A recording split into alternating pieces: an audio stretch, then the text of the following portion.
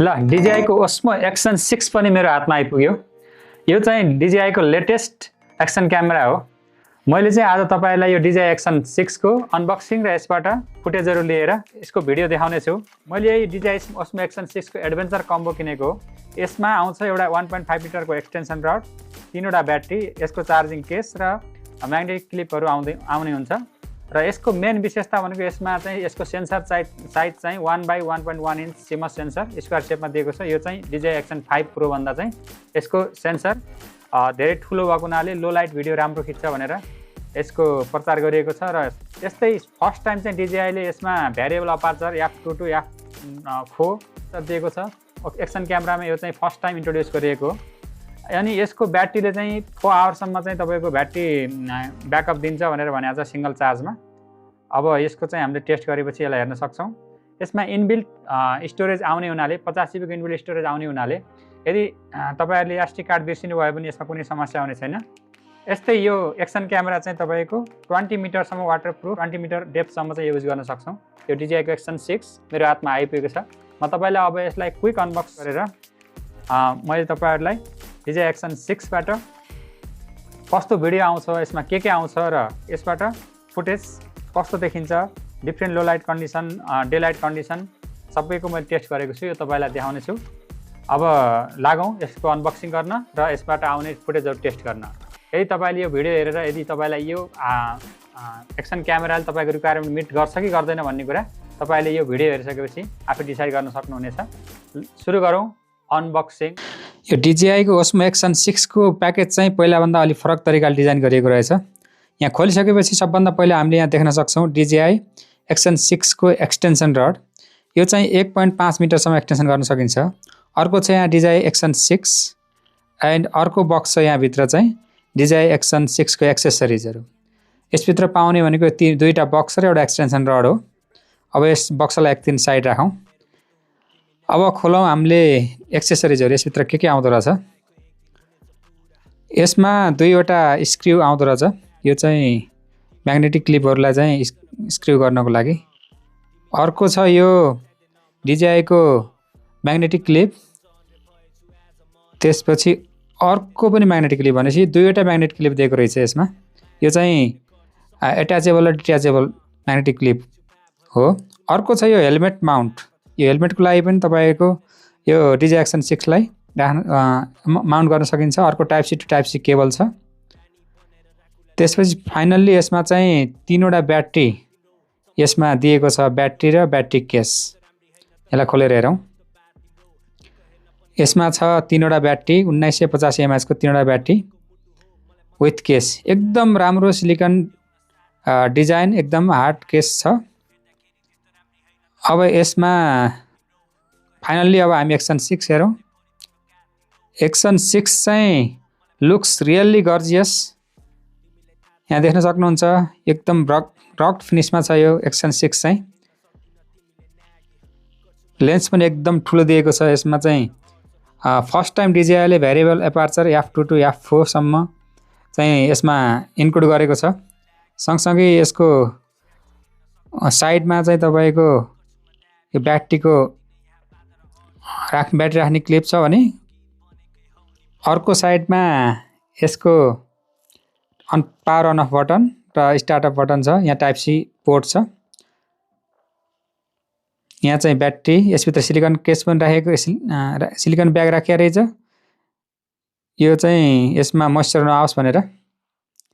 अब हामी यसमा एउटा ब्याट्री हालेर यसलाई टेस्ट गरौँ। यो DJI Osmo 6 मा हामीले ब्याट्री राखिसकेका छौं। अब हामीले यसलाई अन गरौँ। अन गर्नलाई साइडमा एउटा बटन दिएको छ। त्यसलाई थोरै प्रेस गरेर यो अन हुन्छ।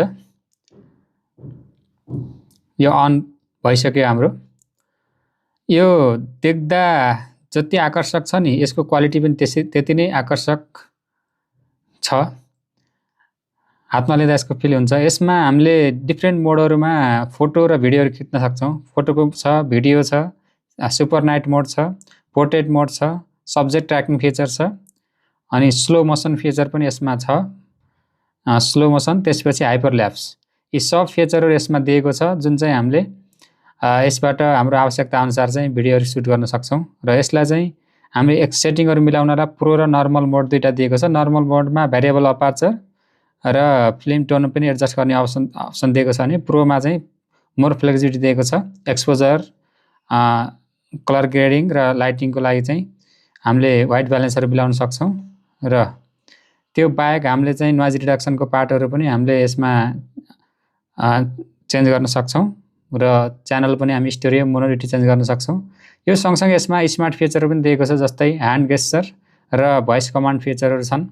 यसमा इनबिल्ट स्टोरेज चाहिँ 50 GB को भएको हुनाले यसमा हामीले दिनभरि आफ्नो महत्त्वपूर्ण इभेन्टहरू चाहिँ क्याप्चर गर्न सक्छौँ र कुनै SD कार्ड भएन र हामी SD कार्ड लिन बिर्स्यौँ भने पनि यसले खासै केही समस्या ल्याउँदैन। यो अगाडिबाट हेर्दाखेरि यसको सेन्सर साइज चाहिँ अलिक ठुलो भएको हुनाले यसले लो लाइटमा राम्रो भिडियो क्याप्चर गर्छ। हामी लो लाइटको भिडियो फुटेजहरू पनि यसबाट हेर्नेछौँ र यसमा 4K 120 FPS सम्मको स्लो मोसन भिडियोहरू क्याप्चर गर्न सकिने हुनाले यो चाहिँ अलि पपुलर छ र व्हाइट ब्यालेन्स पनि यसले राम्रोसँग म्यानेज गर्छ। त्यही भएर अगाडि एउटा व्हाइट ब्यालेन्सको लागि र सेन्सर दिएको छ। यो लुक्स अत्यन्तै राम्रो छ। सँगसँगै यो चाहिँ म्याग्नेटिक क्लिप भएको हुनाले हामी फलामको कुनै पनि सर्फेसमा यसलाई म्याग्नेट गरेर ह्याङ गरेर पनि हामी यसलाई चाहिँ युज गर्न सक्छौँ। अब हामी DJI Osmo Action 6 लाई एक्सटेन्सन रड र म्याग्नेटिक क्लिपमा राखेर भ्लगको लागि सेट तयार गरिसक्यौँ। अब हामी तपाईलाई यसबाट आउटडोर फुटेजहरू कस्तो आउँछ त्यो देखाउनेछौँ। लागौँ हामी आउटडोर फुटेज क्याप्चर गर्नतर्फ। अहिले बिहानको करिब 7 बजेको छ। मैले DJI Action 6 बाट तपाईलाई मेरो वरिपरिको भ्यूहरू देखाइरहेको छु।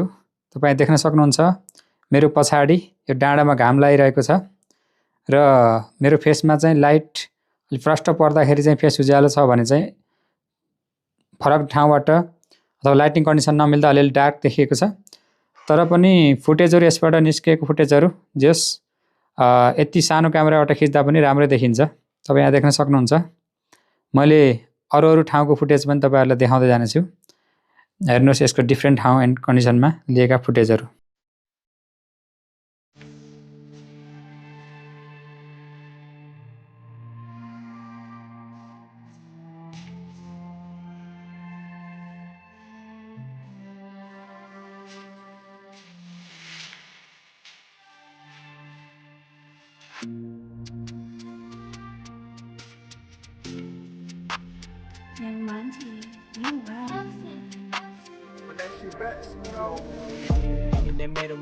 तिमीले मेरो सब कुरा अहिले त केही छैन तर चाहेको एक दिन हुनेछ पुरा। माया त अति नै गर्छु नहान्नु पछाडि बाट छुरा। तिमी बाहेक कोही छैन मेरो बुझन कुरा। तिमी नै हौ तिमी बाहेक चाहिँदैन मलाई कोही नि। मायामा पागल हुन्छ अनरे भएछु एज अ मनी। सम्झिँदै दिन जान्छ यहाँ सकिँदैन यहाँ कनी। माया त अति नै गर्छु सकिँदैन यहाँ फनी। लेख्दैछु भावहरू सुनाउँदैछु यहाँ गीतको मार्फत। तिमीलाई नदेखि जाँदैन दिन लागेछ आदत। जिन्दगी तल न माथि तर नलिनु आपत। रानी बनेर राखुला ल्याउन जिन्दगी सापट। देउन साथ तिम्रो समाउँछु मैले हात तिम्रो।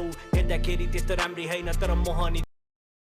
DJI Osmo Action 6 मोटो भ्लगको लागि कतिको उपयुक्त छ त? यसले कस्तो क्वालिटी निकाल्छ त? अब म तपाईलाई यो DJI Action 6 लाई गाडीमा भ्लगको लागि युज गर्दा कस्तो देखिरहेछ म तपाईलाई त्यो देखाउने छु।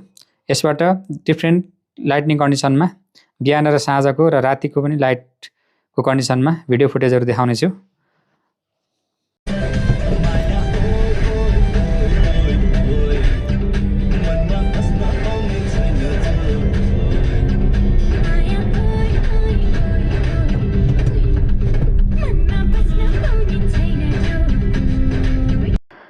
यो चाहिँ बिहानको समयमा लिएको भिडियो फुटेज हो। बिहानको समयमा यो काठमाडौँको मौसम कुहिरो लागेको छ। त्यति राम्रोसँग घाम पनि लागेको छैन र यस्तो मौसममा पनि भिडियो क्वालिटी राम्रै आएको छ। भिडियो पनि स्मुथ नै छ। यदि राम्रो लाइटनिङ कन्डिसन हुने हो भने र मौसम सफा हुने हो भने भिडियो राम्रो नै आउँछ। तर कम्पेरिटिभली Action 5 Pro Action 6 मा लो लाइटमा भिडियो क्वालिटी राम्रै आउँछ किन भन्दा यसमा ठुलो सेन्सर साइज दिएको छ। त्यसैले अन्य अवस्थामा पनि DJI Action 5 भन्दा Action 6 मा धेरै फिचरहरू एड गरिएको हुनाले यो राम्रै छ।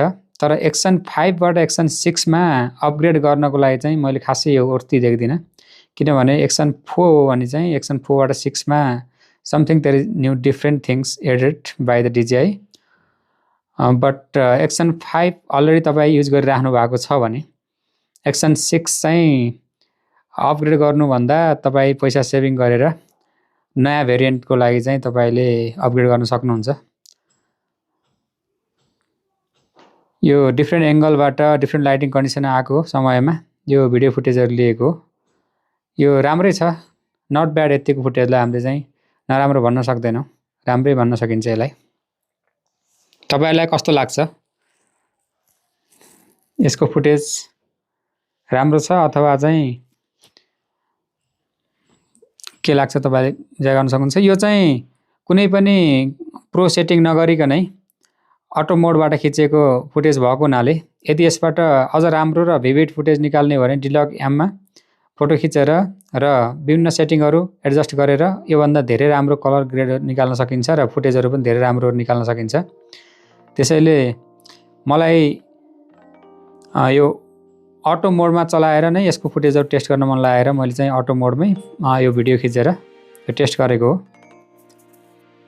किन भन्दा हामीले कुनै पनि क्यामेरा किन्दाखेरि सबभन्दा पहिला हामीले टेस्ट गर्ने भनेको अटो मोड हो। किन भन्दा म्यानुअल मोडमा टेस्ट गर्दाखेरि हामीले धेरै फिचरहरू थाहा हुँदैन सुरुमा, र यसको फोटो क्वालिटी भिडियो क्वालिटीहरू कसरी आउँछ के आउँछ थाहा नहुने हुनाले पहिला अटो मोडमै टेस्ट गर्ने हो। अटो मोड राम्रो लागेपछि अब त्यसभन्दा एडभान्स फिचरहरू ट्राई गर्ने हो, र एडभान्स फिचर ट्राई गर्दाखेरि मोस्ट भिडियो क्वालिटी राम्रो निकाल्नको लागि प्रयास गर्ने, र त्यसबाट फ्लेक्सिबिलिटी पनि बढी हुने हुनाले कन्ट्रोलिङ चाहिँ नि आफ्नो हातमा हुनाले हामीले राम्रो राम्रो फुटेजहरू निकाल्न सक्छौँ।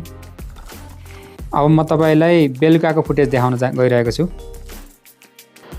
यो बेलुका 5 बजेतिरको फुटेज हो।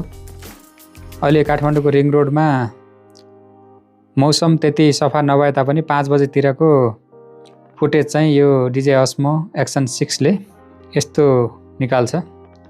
तपाईँलाई कस्तो लाग्छ यहाँ हेर्न सक्नुहुन्छ।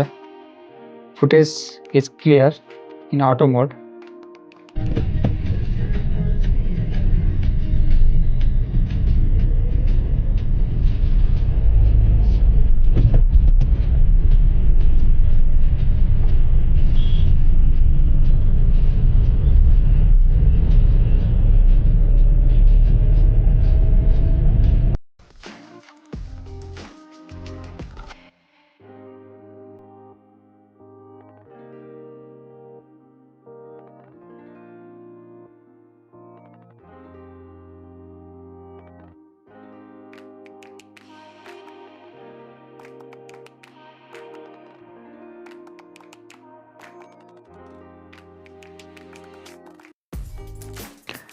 तपाईलाई DJI Osmo Action 6 को भिडियोहरू कस्तो लाग्यो कृपया कमेन्ट बक्समा लेख्न नभुल्नु होला।